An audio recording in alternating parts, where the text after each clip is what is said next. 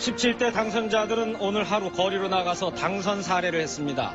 유권자들은 한결같이 깨끗하고 희망을 주는 정치 좀 해달라고 요구했습니다. 299명 당선자 여러분들, 제발이지 싸우지 마세요. 머슴들이 싸움하면 그 집안 농사 누가 짓습니까?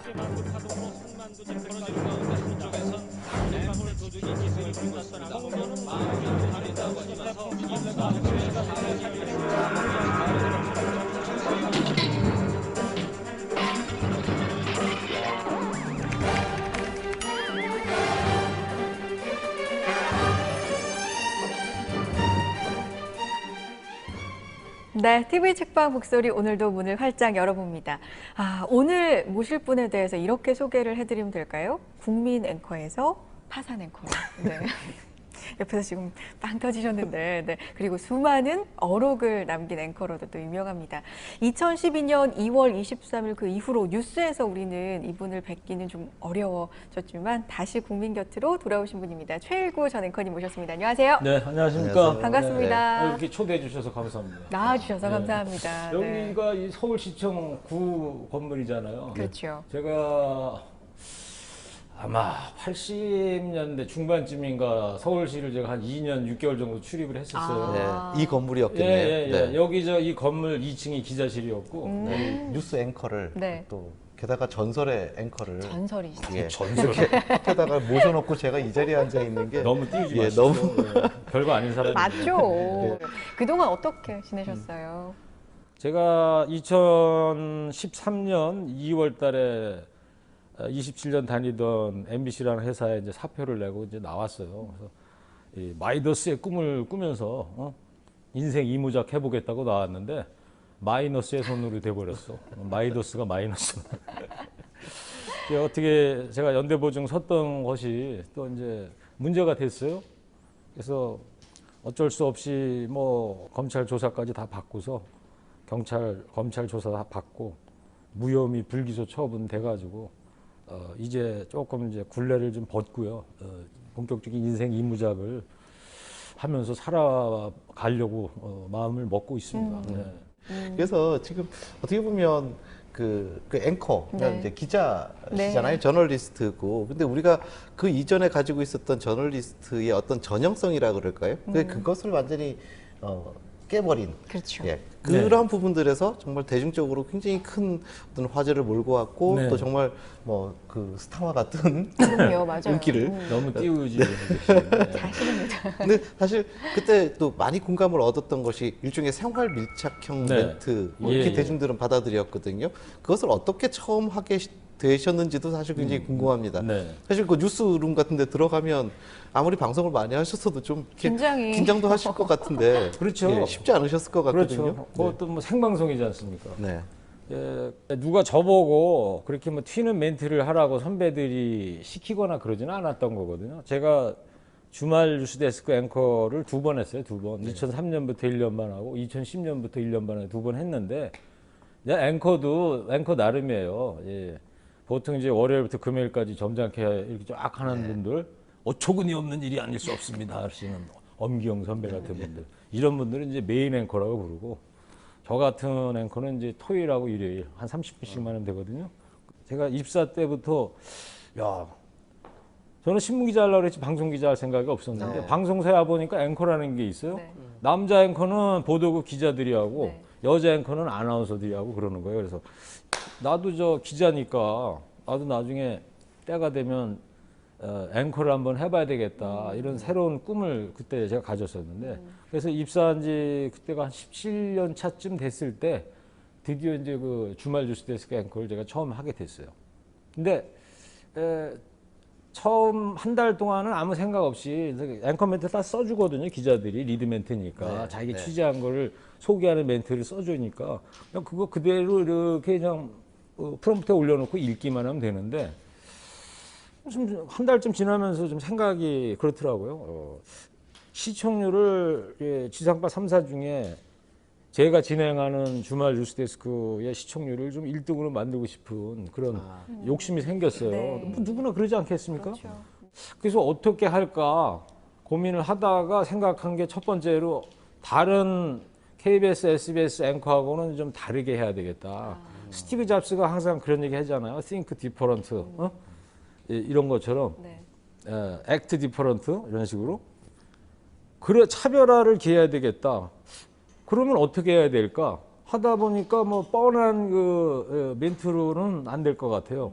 그러다 보니까 이제 뭐 그런 튀는 멘트들을 뭐 지금 저 사회자께서 말씀하신 생활 밀착형 멘트라고 그러셨는데 뭐 하여튼 그런 멘트를 시작하게 됐었어요. 그때 하실 때 저도 기억나거든요. 네. 근데 늘 그 프로를 보면서 저분이 이제 무슨 말을 할 것인가를 계속 귀 기울이게 되고 네. 예, 유심히 더 보게 되고요.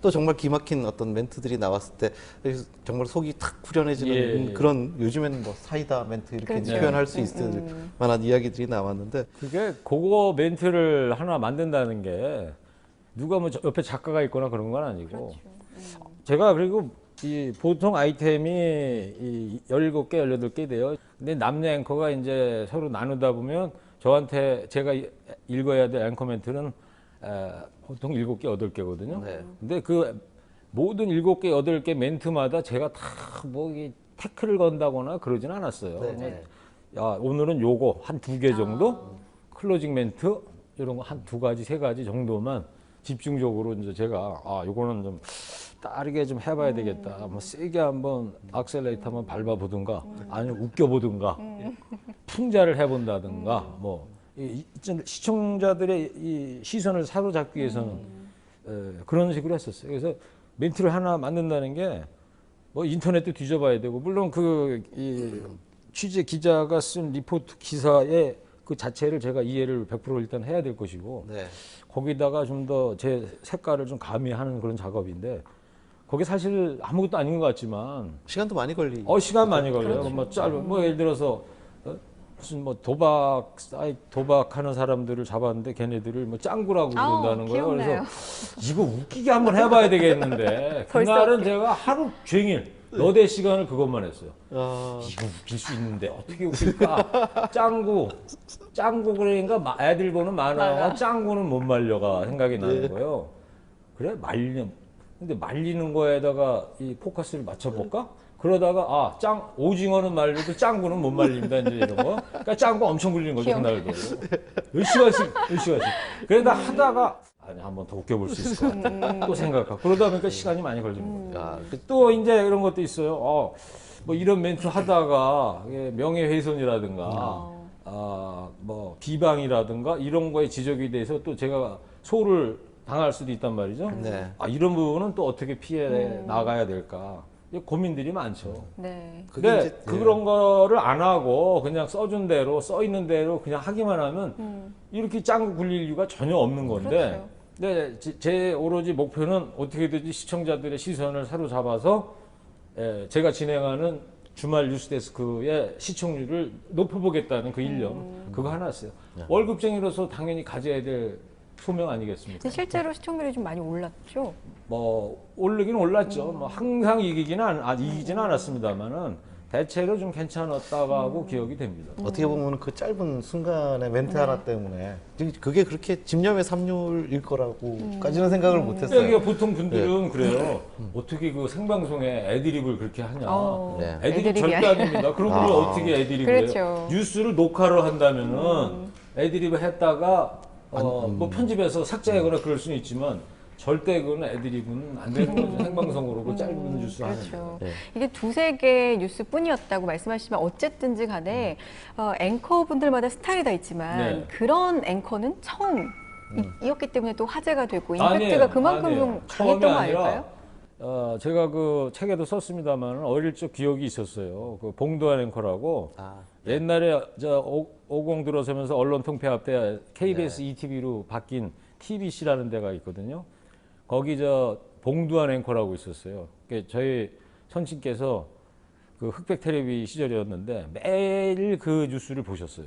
그러면서 그때가 뭐 제 선친 연세가 30 후반이나 40 초반쯤 되셨을 때 같은데 그 층들이 그 뉴스를 많이 봤던 것 같아요. 그때 봉두환 앵커의 클로징 멘트가 이런 게 있어요. TBC 뉴스 전망대에서 바라본 오늘의 세계 깜깜합니다. 이렇게 하는 거예요. 그러니까 이제 그때가 엄중했던 박정희 유신 통치 시절인데 그런 이야기를 하니까 사람들이 좋아했던 것 같아요. 네. 저 친구 저 아. 말 잘하네, 뼈 있는 말 하네. 그러니까 저는 이제 거기까지만 한 줄 알았어요. 근데 제가 그 봉도환 선생님의 저서를 한번 읽어봤습니다. 앵커맨이라는 책이 있는데 네. 한마디 더 하셨더라고. 뭐라고요? TBC 뉴스 전망대에서 바라본 오늘의 세계 깜깜합니다. 왜냐고요? 한밤중이니까요. 이렇게 했다는 거예요. 네? 얼마나 재치가 있어. 그래서 제가 좀 남과 다르게 해야 되겠다고 롤모델로 삼았던 분이 바로 그래서 봉도환 선생님이에요. 제가 기억나는 소위 어록이라고 한다면 그 뼈 있는 풍자도 하셨지만 그냥 대놓고 개그도 좀 하셨잖아요. 그렇죠? 제가 기억나는 거 중에 말레이곰이 대공원에서 탈출을 했는데 네. 고마 예. 이제 도망가지 말레이 그렇죠. 이러셨죠. 그죠? 말레고마 도망다니지 말래. 그래 뭐 이런 것도 생각이 그 나고. 멘트를 하고 나왔는데 네. 그 다음 주인가 저희 보도국 후배가 가족하고 서울 대공원을 갔대요. 이제 말레곰이 이제 포획된 이후에 네.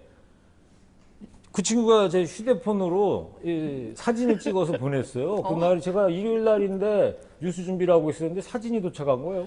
그 보니까 이 친구가 보낸 사진이 그거예요. 그 말레이곰이 이제 우리가 허술해서 도망갔으니까 새 집을 지어줬잖아요. 서울대공원에서.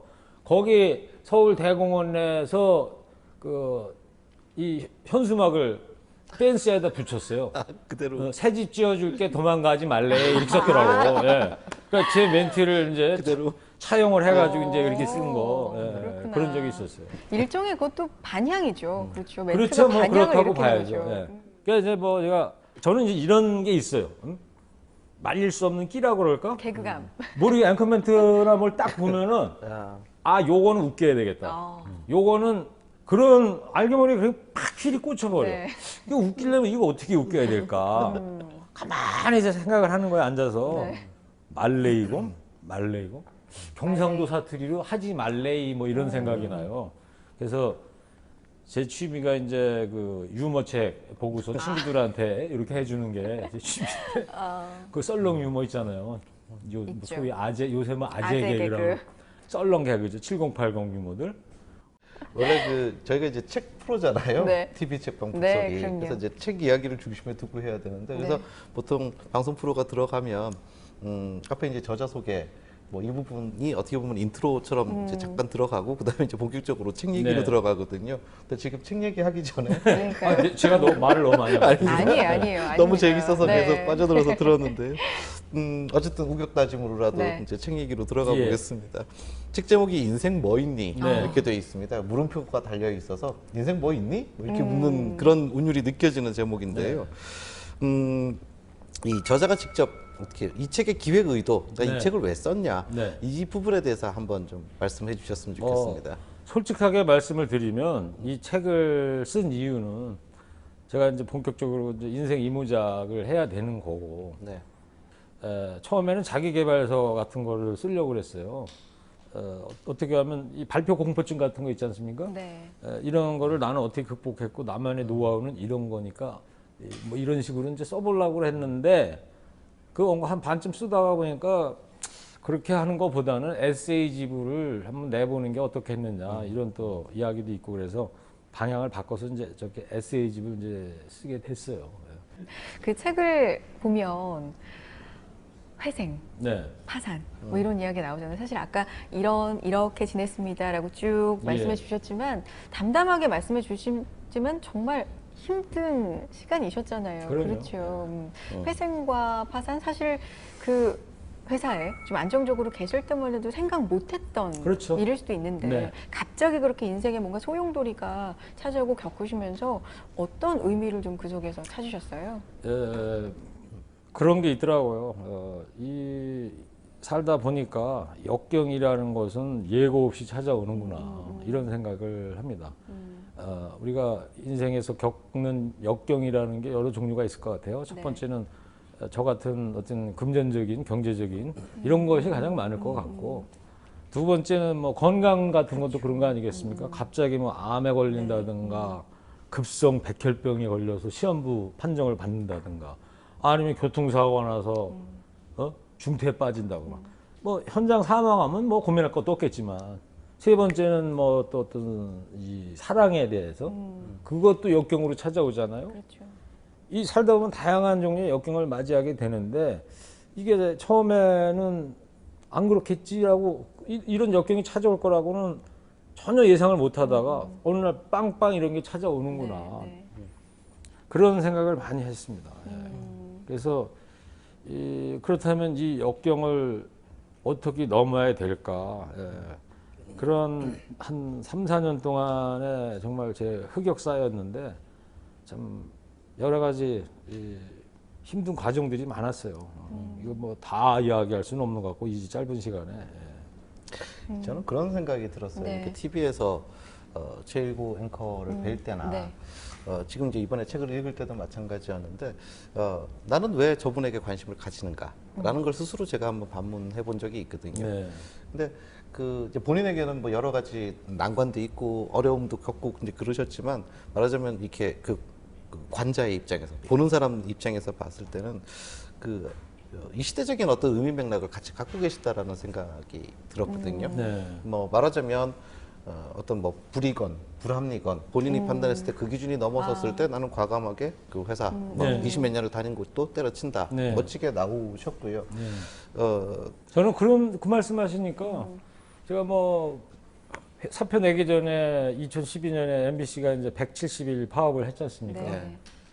저도 이제 후배들 파업하고 나서 한 달 뒤부터 이제 앵커면 뭐 부국장이면 이제 다 버리고 저도 다시 노조에 가입을 네. 해가지고 조합원 자격을 받아가지고 저도 이제 파업에 참여를 하게 됐어요. 그때 제 생각은 뭐였냐면 이 소위 이 기자라는 집단이 먹물 집단이고 엘리트 집단이고 그다음에 이제 대중을 이끌고 나가야 되는 그런 계층들인데 어떤 기자 일반 기업체 직원하고는 다른 이 기자로서의 어떤 사명감 내지는 뭐 소명감이라고 그럴까 그런 게 있어야 되겠다는 생각이 들면서 제가 그때 파업에 같이 참여할 때 저를 움직이게 했던 이 생각은 단 하나였습니다. 이 내가 파업에 참여하냐 마냐를 가지고 나한테 내 인생에서 유리하냐 불리하냐를 따지지 말자. 적어도 기자라는 직업을 갖고 있는 사람이라면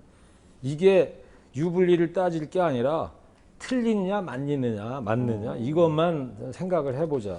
그러니까 유불리 따지지 않고 이 내가 파업에 돌입하는 게 맞냐 틀리냐 이것만 생각을 하니까 뭐 답은 딱 나오더라고요.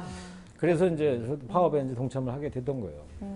그러니까 내가 책을 쓰는 과정들 속에서 네. 말하자면 좀 이 시대 젊은이들에게 좀 힘을 좀 주고 싶기도 하다. 예. 희망의 증거랄까요? 어떤 오조르지 나만에 속한 이야기가 아니라 세상과 보편적으로 같이 섞을 만한 이야기다. 그런 거죠. 예. 예, 그런 의도를 예, 갖고 계셨던 거죠. 예, 그럼 당연히 있죠. 예, 저 책을 쓸 때 그런 생각이 이걸 독자를 누구를 해야 될 것이냐.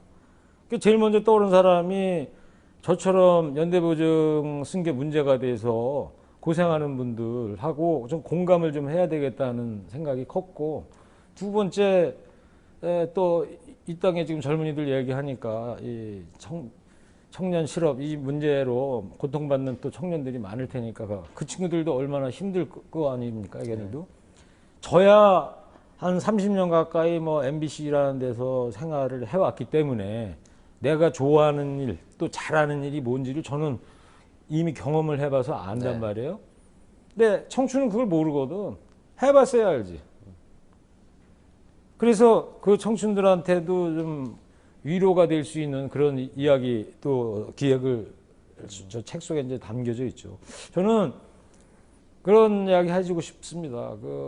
제가 예를 들어서 이 공무원 시험을 위해서 TV에 보면 뭐 다큐에 보면 그런 거 많이 나오잖아요. 노량진의 그 학원가에서 공시생이라고 그러죠. 네. 그렇죠.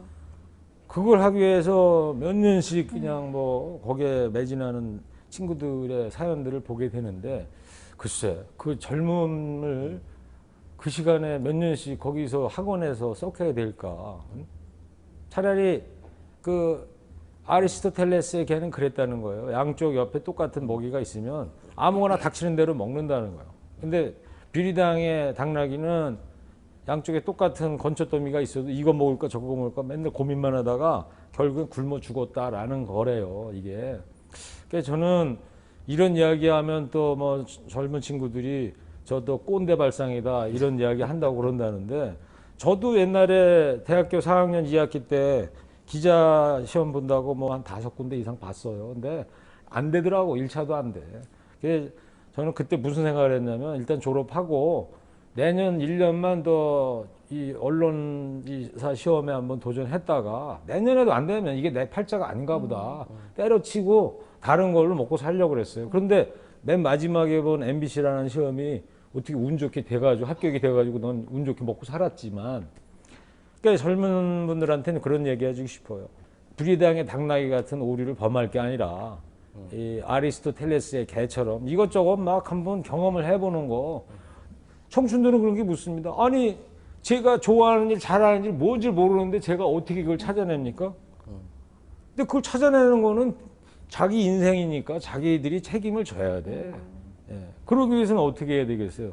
가장 좋은 게 간접 경험할 수 있는 세상이 결국 이 책 아니겠습니까? 지금 네. 4차 산업혁명 시작이 됐다 그러고 그와 관련된 미래 관련 서적이라든가 뭐 이런 책을 통해서 간접 경험을 하고 여기저기 일하면서 또 자기가 이게 맞을까 틀릴까 이런 거를 직접 경험을 해보고 간접 체험하거나 직접 체험하면서 자기의 인생을 찾아내야 된다고 봐요. 그러니까 세상에 우리나라에는 말이죠, 이 청년들이나 학부모들이나 이 지구상에 말이죠, 뭐 20만 개 직업이 있는데 우리나라에서 이 찾는 직업은 20개밖에 안 된다는 거예요. 그리고 제가 이 기자 생활을 하다 보면 여러 사람들 뭐 만나러 다니잖아요. 제가 그때 깜짝깜짝 놀라는 게 있어. 야, 세상에 이런 일도 하면서 돈을 많이 버는 사람들이 있구나. 그런 게 있거든요. 그러니까 처음 보는 직업인데도 그런 게 있는 거야. 그러니까 이 세상에 이 많은데 이 너무 작은 거, 오로지 노후가 정년까지 보장되고 공무원 연금 받을 수 있는 오로지 공무원이야, 그냥. 오로지 대기업. 응? 대기업이요? 지금 40 초중반만 돼도 예, 벌써 권고사직 당하고 그런다지 않습니까? 대기업이 다 좋은 것도 아니에요, 이제는. 평생 직장이라는 개념도 사라진 것이고, 자기 직업 살면서 일할 수 있는 나이에 한 서너 차례씩 바꿀 수 있다고 저는 그런 시대가 왔다고 봐요.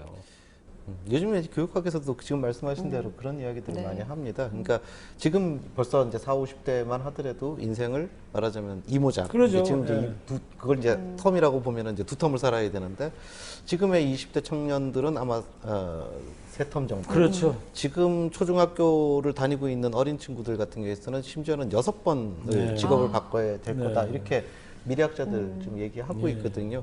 근데 지금 말씀하시는 것도 마찬가지인 것 같습니다. 그러면 이제는 과거처럼 내가 평생 먹고 살 어떤 기술, 내가 어떤 전문 영역 그거 하나를 찾아내는 게 중요한 게 아니라 변화에 적응하는 능력, 그렇죠.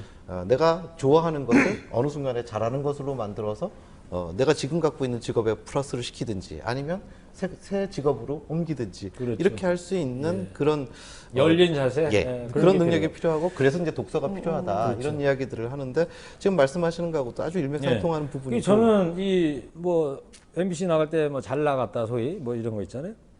이 그래프를 보면 이런 것 같아. 제가 20대 후반에 회사 들어왔어요. 27년 동안 해마다 호봉 오르고 뭐 이런 데서 쭉 상승 곡선을 쭉 가다가 제가 53세 이제 사표를 내고 나왔잖아요.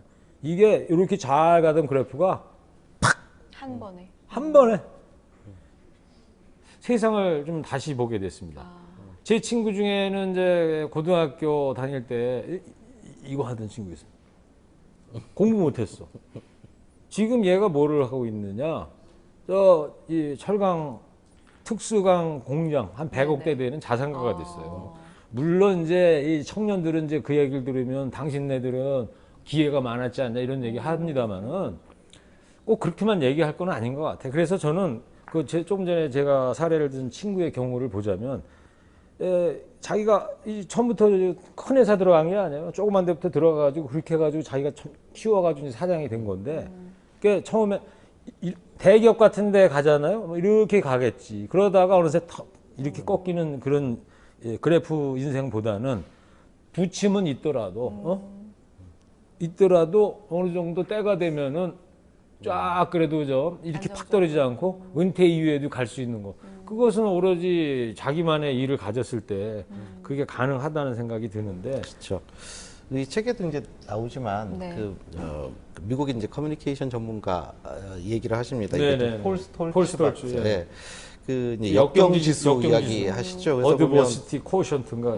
네. 그래서 이제 뭐 포기자가 있고 그러니까 어떤 역경을 만났을 때 바로 포기하는 포기자가 있고 안주자가 있고 그 다음에 등반가라고 그렇죠. 좀 클라이머? 예, 등반가입니다. 클라이머 예. 이렇게 이제 이 세 유형이 있다고 했는데 뭐 누구라도 그 유형 셋 중에 하나는 들어갈 것 그렇죠. 같거든요. 그렇죠. 본인은 어떤 유형에 속한다고 생각하십니까? 저는 저한테 역경이 이제 막 다가왔을 때, 이 연대 보증인도 주 채무자와 똑같이 죽을 때까지 공동 책임을 져야 된다라는 게 현실화됐을 때, 야, 미치겠더라고요.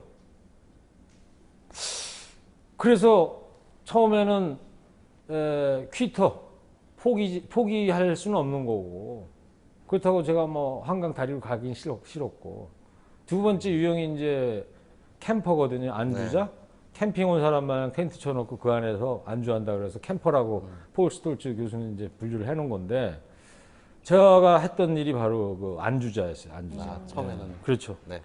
한 6개월 동안 거의 뭐 매일 밤 이거 6개월 동안 해봤는데요. 남는 게 아무것도 없어요. 몸만 망가지고 정서적으로 황폐화되더라고요. 혈압 막 올라가고요.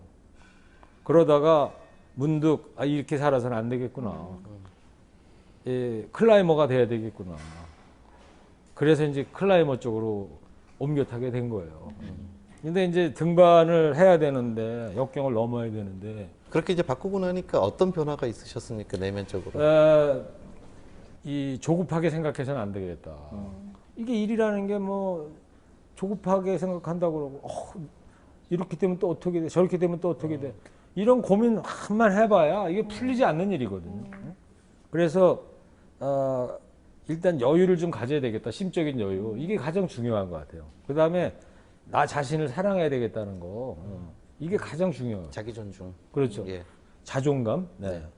그러니까 저 책도 처음에는 제목을 제가 자존감 하나로 세상과 맞서자 이렇게 하려고 그랬는데 좀 길고 너무 좀 고리타분한 제목이라 그래가지고 그냥 인생 뭐 있니 한 거예요. 좋습니다. 네. 인생. 훨씬 잘 바꾸신 것 같아요. 그래요? 예. 그래서 하여튼 이 여유를 갖자. 그다음에 자존감, 나를 사랑하는 마음을 가져야 되겠다. 여러분들은 어떻게 생각하시는지 모르겠는데 이 세상에서 나를 가장 사랑해 줄 수 있는 사람이 누구라고 생각들 하십니까? 네? 엄마? 엄마? 아닙니까? 저는 나 자신이라고밖에 생각이 안 들어요. 사랑하는 가족이 있어. 네. 근데 왜 퀴터 되는 사람들은 어떤 분들이냐고. 자기 가족, 사랑하는 가족이 있음에도 불구하고 극단적인 선택을 하는 분들이 네. 있는데 그분들은 결국에는 본인 스스로가 자기 자신을 미워한 거야. 응? 그래서 하나밖에 없는 자기 재산인 육신을 갖다 던져 버리는 거거든요. 예? 그러니까 아무리 생각해도 이 세상에서 나를 사랑해 줄 수 있는 사람은 나밖에 없다. 네. 나를 사랑해야지만이 내가 저 역경을 넘을 수 있는 거죠. 그 에너지원이 그거밖에 없다는 생각이 드는 거예요. 근데 그게 상황이 좋을 때는 시키지 않아도 노력하지 않아도 내가 나를 사랑하기가 쉽고 여유도 저절로 생기고요. 근데 이게 어려운 거는 상황이 안 좋을 때잖아요. 그렇죠. 그럴 때는 참 그러니까 힘들거든요. 이게 그렇더라고요. 자기가 이제 잘 나간다, 예를 들어. 아무 걱정 없다. 그러면 자존감이라는 거는 저도 회사 생활할 때는 자존감이라는 이 개념조차도 저는 몰랐거든요. 자존감이 뭐가 필요합니까? 뭐 어디 가나 대접해주고 그렇죠. 대접받고 네. 뭐 앵커님 최국장님 그러니까 어디 가나 자기 존재를 늘 확인할 수 있었죠. 그러니까요. 애쓰지 않아도. 자존감 필요 없어요. 근데 자존감이 왜 필요할까? 이게 바로 내 생활이 막막해지고 그럴 때 아무도 없어요. 제일 무서운 게 뭐냐면은 겁나는 게 고립감이에요. 고립감.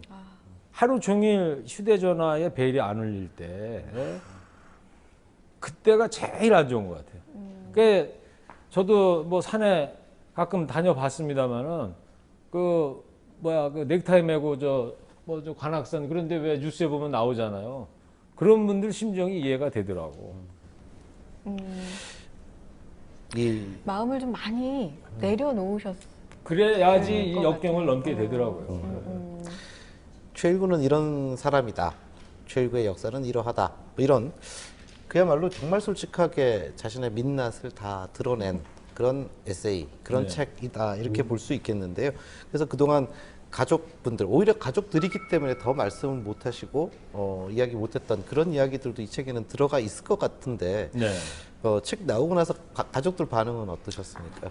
그 뭐 애들이야 뭐 다 아는 얘기고요. 뭐 그 저희 어머니가 이제 안성에 이제 홀로 살고 계신데 네. 이분 글을 잘 못 읽는 분이시거든요. 초등학교도 안 나오시는 분이니까.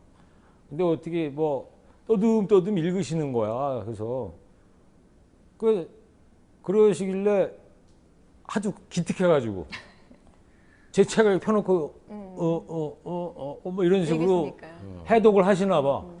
그게 그 모습이 하도 기특하고 또 추억으로 어머니 돌아가신 뒤면 못 찍으니까 휴대폰을 들고 내가 사진을 찍으려고 그랬어요. 스틸 사진을.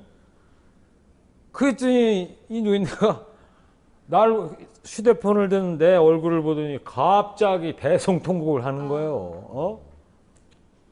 이 무식한 엄마는 네가 그렇게 힘들게 살았는지도 몰랐다.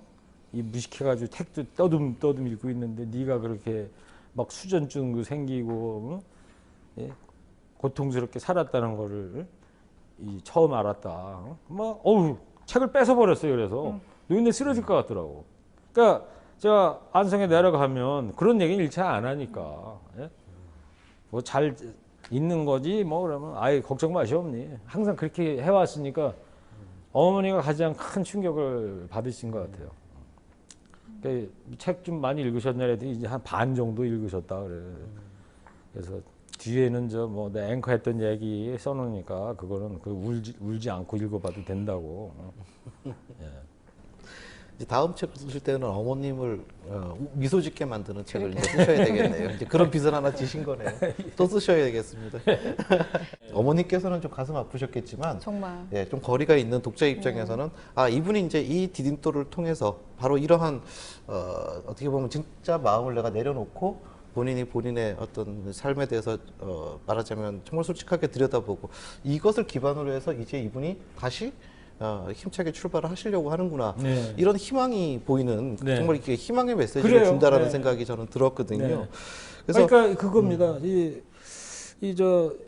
경제적으로 어려운 분들이라든가 뭐 청춘들 공감을 좀 하면서 이 50 중반 된 아저씨도 네. 이렇게 인생 열심히 살고 있으니 여러분들도 절대 포기하지 마시고 자존감을 항상 가지면서 열심히 삽시다. 책 제목이 인생 뭐 있니 저거 왜 했냐면 제가 옛날에 사표 내고 나와가지고 TVN이라는데 몇 달 동안 있으면서 뭐 유행어처럼 한번 해보려고 하다가 그것도 이제 중도에 그만뒀습니다만 여러분 인생 뭐 있습니까? 전세 아니면 월세죠?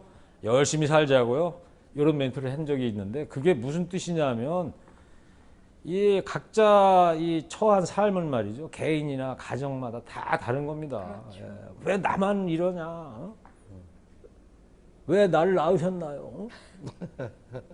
왜 나만 이러지? 이런 거 암만 이야기해봐야 소용이 없는 거더라고요. 이 처한 상황이 전세일 수도 있고 월세도 살 수도 있고 기숙사에도 살 수 있고 하숙에도 살 수 있는 그런 거 아니겠어요? 지금 자기 처한 상황이 이런 건데 여기에서 어떻게 이거 마음에 안 맞으면 이걸 이겨내려면 어떻게 해야 되겠어요? 그죠? 열심히 하는 수밖에 없다 이런 뜻이에요. 인생 모임은 결국에는 열심히 삽시다와 등식이 된다 이런 얘기. 그러니까 확실히 말하자면 이제 성공한 분들에 관한 이야기들도 많이 등장을 하고 뭐 자서전 같은 것도요. 근데 이 독자들의 반응을 보면 뭐 평생을 단 한 번의 실패도 없이 성공했을 것 같은 그런 인생을 적어놓은 책에서는 사실은 감흥도 없고 교훈도 그렇죠. 없다고들 얘기하거든요. 그런 류의 책들 많죠. 예. 근데 어쨌든 뭔가 이렇게 큰 실패나 어떤 난관을 경험해본 입장에서 해주시는 이야기가 훨씬 더 진솔하고 피부에 와 닿을 수밖에 없지 네. 않을까 이런 생각도 들면서 그 어록 얘기를 우리가 처음에 재밌게 막 했었는데 네. 사실 그걸 막 열광하고 좋아하셨던 분들도 있지만 앵커가 자기 생각을 저렇게 얘기를 해도 돼? 사견을 막 어, 내비친다. 예. 그런 의견도 일면에서 좀 있었죠. 아유, 많았죠. 예. 그래서 그래요, 이게. 그 어떤 뭐 제가 무슨 어떤 이야기를 하면 하루마다 또 인터넷에 기사를 막 써. 그럼 그 밑에 막 또 댓글이 막 달려. 그 보면 잘한다는 사람도 있고 못한다는 사람도 있고, 어떤 분들은 뭐 그냥 아주 욕설 같은 것도 또라이 같은 놈 뭐 악플. 이렇게도 네, 써놓기도 하고 그러는데 제가 이 인생 좌음이 그거예요. 이 논어 첫 페이지에 나오는 학위편에 학위시습지 불용료로 유붕자원방내 불용 낳고 세 번째가 인부지불원 부역군자 그거 아니겠습니까? 세 번째가 제 줄이 제 인생 좌우명입니다. 사람들이 나를 알아주지 않아. 또 나한테 악플을 달아. 예를 들어서 네. 나를 또 무시하고 또 왕따시킨다 이거예요. 그러더라도 나를 알아주지 않더라도 세상 사람들이 나를 알아주지 않더라도 화내지 마라. 그게 참된 인간이다. 이런 말씀인 것 같아요. 그러니까 웬만한 건 참고 살자라는 게 제 주의입니다. 네. 참으셨군요. 네, 그래서 이제 그런 악플 같은 거 또 안 좋은 기사 뭐 앵커가 제대로 된 팩트만 전달하면 되지 왜 자기 견해는 밝히고 그러냐 이런 거 있더라도 나는 그렇게 생각 안 해. 동의할 수 없어. 그래서 저는 계속 했던 거예요. 바로 그런 거 논어 첫 페이지 나오는 거 세 번째 줄. 좌우명대로. 예, 웬만한 건 참고 살자. 우리 그렇지 않아요, 사회에서. 저는 이런 생각이 듭니다, 정말로. 웬만한 거 못 참는 사회잖아요, 지금. 분노 조절 장애. 맞아요. 뉴스 시간에 나오는 게 단골 뉴스가 뭡니까? 저 보복운전 같은 거. 왜 내 앞에서 얼쩡거리냐고 쫓아가가지고 막 망치를 두들기고. 그거 0.5초 못 참아가지고 경찰서 갑니다. 그러면 결국 자기만 손해인 거예요. 그 1초만 참으면 되는 일인데. 뭐 악플 달리고 네. 일반 대중들의 반응도 반응이지만 또 이런 그 멘트 저 생각이 나요. 그 17대 국회에서였던가요? 뭐 국회의원 여러분 싸우지 마십시오. 여러 머슴이 싸우면 농사는 맞아, 누가 맞아. 짓습니까? 이렇게 머슴들이 이제 싸우면 농사는 누가 짓습니까? 이런 그렇게 얘기죠. 하셨죠. 예, 예. 근데 이제 가령 그랬을 때는 그 뭐 권력자들도 있고 이제 네. 권력 비판이 되는데 그런 정치적인 맥락에서 뭐 혹시 좀 두려우시거나 뭐 좀 떠시거나 이랬던 적은 없으십니까? 이게 뭐 이 정치권을 향해서 뭔가 말을 한다는 게 긴장되고 떨리는 건 맞죠. 근데 제가 그 대안을 찾았던 것은 딱 하나예요. 특정인을 겨냥하지 않고 일반화시키면 되겠다. 그래서 뭐 비유를 많이 했죠. 뭐 오늘 저 뭐 여의도 OK 목장에서 결투가 일어날 것 같습니다라든가. 그래서 이제 머슴이라는 것도 그러잖아요. 다 머슴하겠다고 손 들고 나 좀 찍어달라고 해놓고서는 머슴 딱 시켜놓으면 그 순간부터 상전이 돼버리니까. 그래서 저는 아직 국회의원들을 저 머슴이라고 이제 일반화 시켜버리면서 어릴 때 기억으로 이 농사 짓다 보면 머슴들이 있는데 그 머슴들끼리 막 싸움하거든. 그러면 농사 못 져요. 추수 못 해요. 그래서 그거 빗대가지고 제가 머슴들이 싸움하면 그 집안 농사 누가 짓습니까? 제발이지 싸우지 마십시오. 뭐 이렇게 했던 거예요. 근데 사실 그 두려움에도 불구하고 하신 거기 때문에 저는 그게 의미 있고 더 대단한 일이 아니었다라는 근데 생각이 저는 들어요. 그런 생각을 해요. 뭔가 변화를 이뤄내기 위해서는 두려움이 없어야 되겠다. 두려움을 없애야만이 우리가 어떤 변화를 만들어낼 수 있다고 봐요. 그게 청춘들도 마찬가지예요. 그러려면 이제 뭐 두려운 일을 해야 되겠죠. 그렇죠. 예. 덤벼 들어야 돼요. 덤벼 들어야 되는 거죠. 그리고 이 뭐든지 내 꿈을 이뤄내기 위해서는 나 스스로를 변화시키지 않으면 절대 못합니다. 내가 뭐 좀 해보려고 그러는데 사람들이 나한테 손가락질할 것 같아. 또 나한테 또 막 욕할 것 같고 그런 생각이 들면 그래서 자꾸 주저앉는 거거든요. 두려움을 없애야만이 변화를 일으킬 수 있고 변화가 있어야만이 또 자기의 꿈을 향해서 한 걸음씩 가는 거기 때문에 모든 자기의 꿈을 이루기 위한 첫 시도는 자기 몸을 던져서 변화에 나서야 된다는 거. 그러니까 사실 그게 본능적으로 인간이 두렵지 않을 수 있는 방법은 없는데 없죠. 예, 두려움에도 불구하고 그렇습니다. 그 두려움에 도전해서 예. 해내는 것 네. 거기까지가 사실 이제 거기서부터 인간의 위대함이 시작되는 것이다 그런 이렇게 거예요. 봐야 되겠죠. 예.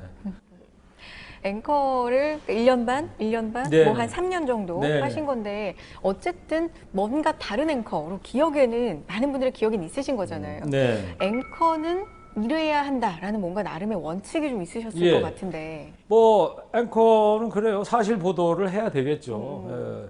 불편부당한 어디 한쪽에 치우치지 않고 이러는 것이 기존의 저 앵커였다라는 것이 이 세상을 지배했던 논리라고 한다면은 저는 거기서 한 발 더 나가야 된다고 생각을 합니다.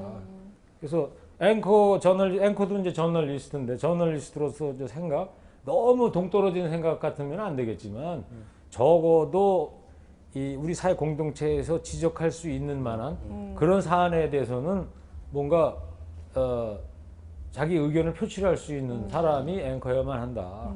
뭐 클로징 멘트 뭐 안 하는 앵커 없잖아요. 예. 저 같은 경우에는 뉴스의 본질을 이야기하되 앵커라는 거는 거기에다가 자기의 주관적인 견해도 가미가 어느 정도 허용된 범위 내에서는 필요하다는 생각이 듭니다. 이게 우리가 저널리즘을 오해하고 있는 부분이 그런 부분인 것 같아요. 그러니까 왜 우리가 보통 저널 그러면 사실만 이야기해야지 네, 네. 개인의 이야기는 네. 하면 안 된다 이렇게 얘기를 하는데 사실 그 경계도 불분명할 그렇습니다. 뿐더러 네. 그 최근에 그 조사코라는 그 만화로 그 말하자면 그 팔레스타인의 상황을 보도하는 그런 그 세계적인 기자가 있는데 최근에 그 저널리즘이라는 책에 보니까 정말 감동적인 글이 있더라고요. 예. 그 저널리즘에 관한 이제 그 이야기를 하고 있는데 그 어떤 정치인이 하는 이야기를 그대로 받아서 전달하는 것은 저널리즘이 아니다. 네. 그 정치인의 말을 현실과 비교하는 것이 저널리즘이다. 이렇게 네. 이야기하더라고요. 멋진 말이네요. 예. 그러니까 우리가 그냥 저널에 대해서 왜 개인적인 얘기를 그게 아니라 말하자면 그것이 정말 현실에 맞아 떨어지는 것인지에 대한 이야기까지 해주는 게 원래 저널의 네. 예, 핵심이라는 거죠. 또 그런 면에서 보면 그렇게 오히려 하려면 예. 그 저널리스트는 공부를 평소에 예. 많이 해야 되겠죠. 그러니까 어떻게 보면 더 진정한 저널리즘에서 가까이 가 계셨던 분이 아니냐, 네. 그 실천하려고 하셨던 분이 아닌가 이런 생각을 해보게 됩니다. 그 뭐 잠깐 또 보면 이것도 궁금해요. 언론을 보면 네. 뭐 시민들의 목소리라든지 또 어떤 또 그 사회의 어떤 여러 가지 제 문제에 대한 그 시민들의 목소리들이 굉장히 많은데 여기에 또 언론들이 침묵하는 그런 모습들을 보여서 그 실망시키는 경우가 굉장히 많지 않습니까? 네.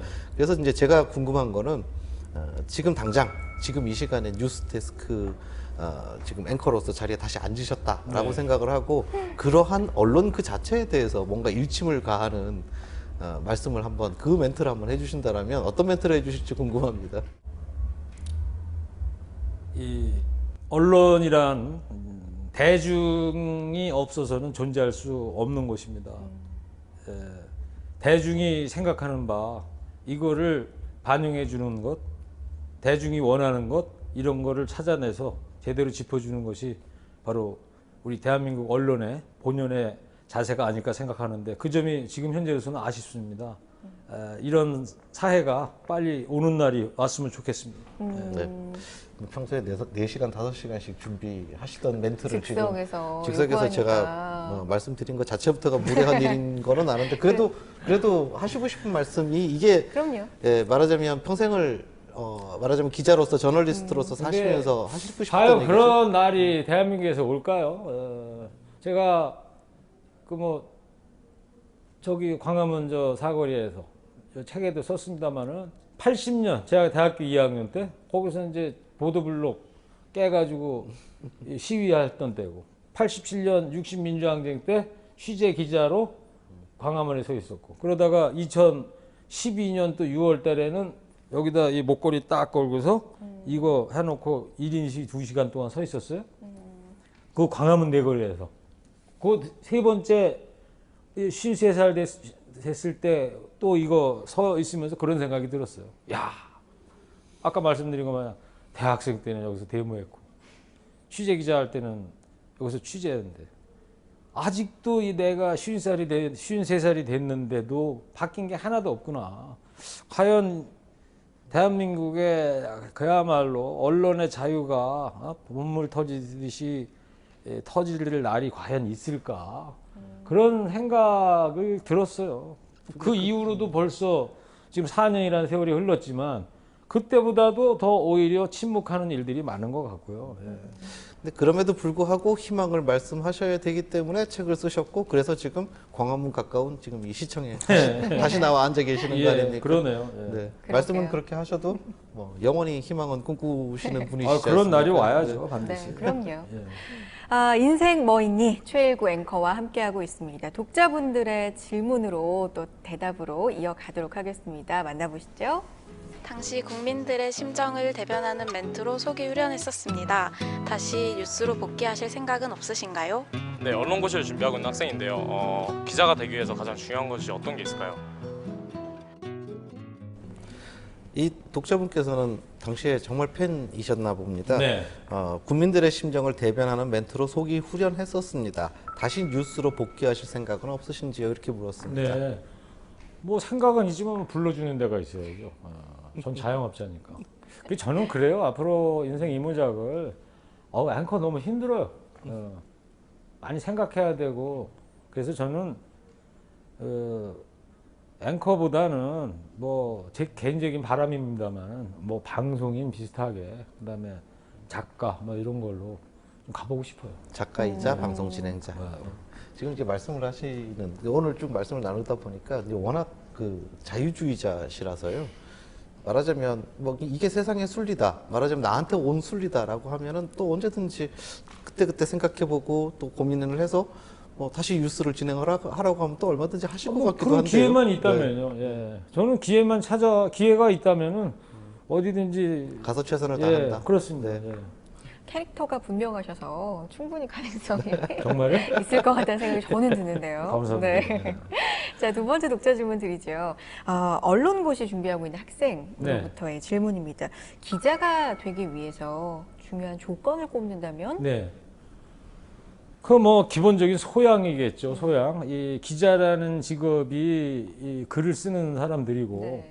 방송 기자는 또 글을 짧게 쓰고서 그걸 또 오디오로 또 비디오로도 좀 표현을 할 줄 알아야 되니까 여러 가지가 있을 것 같은데 가장 중요한 거는 이 기자가 어떻게 하면 되는가 보다도 막상 기자가 됐을 때 그 이후에 어떻게 해야 되느냐가 더 중요하다고 저는 생각이 들어요.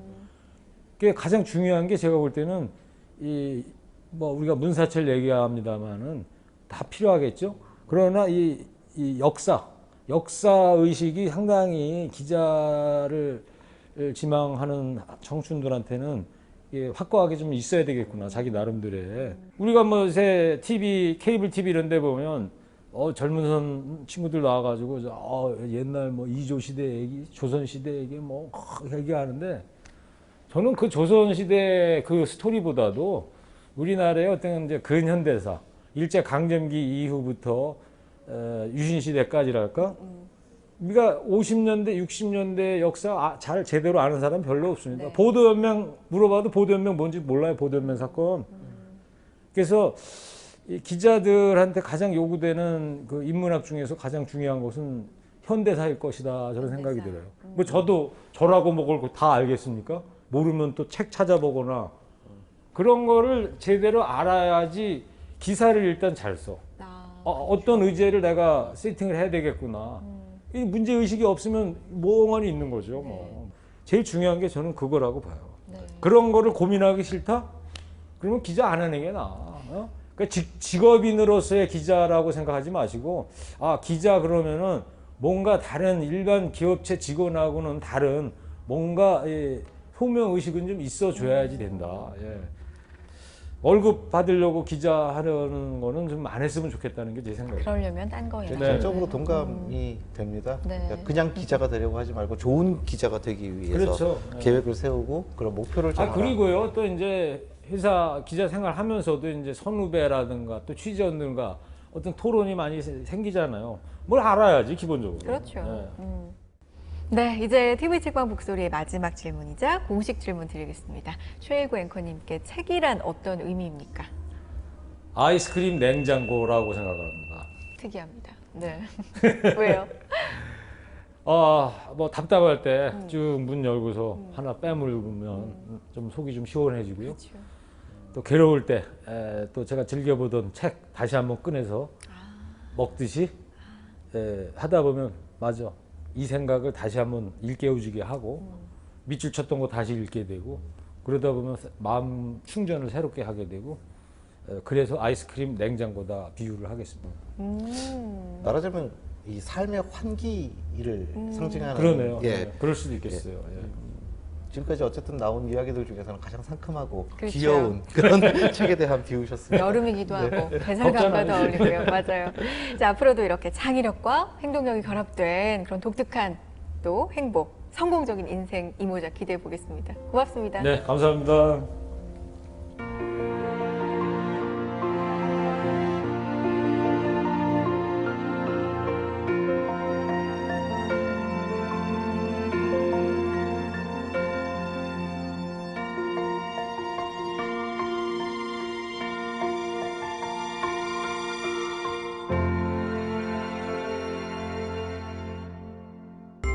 인생은 B와 D 사이에 C다 이런 말 있잖아요. 네.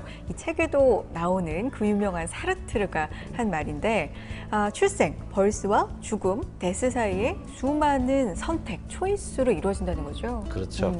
이 인생은 정말 수많은 선택의 연속이죠. 매일 그렇죠. 뭐 선택을 해야 되는데요. 네. 피할 수 없는 인생의 어떤 고비들, 선택의 순간들에 있어서 과연 어떤 선택을 하게끔 만드느냐, 그것이 바로 정체성이라고 할 수 있고요. 네. 가장 좋은 선택을 하기 위한 훈련, 그것이야말로 정말 말할 것도 없이 바로 독서라고 할 수 있겠습니다. 맞습니다. TV 책방 북소리가 그 독서의 좋은 길잡이가 계속해서 되어드리겠습니다. 자, 다음 이 시간에도 좋은 책으로 찾아뵐게요. 고맙습니다.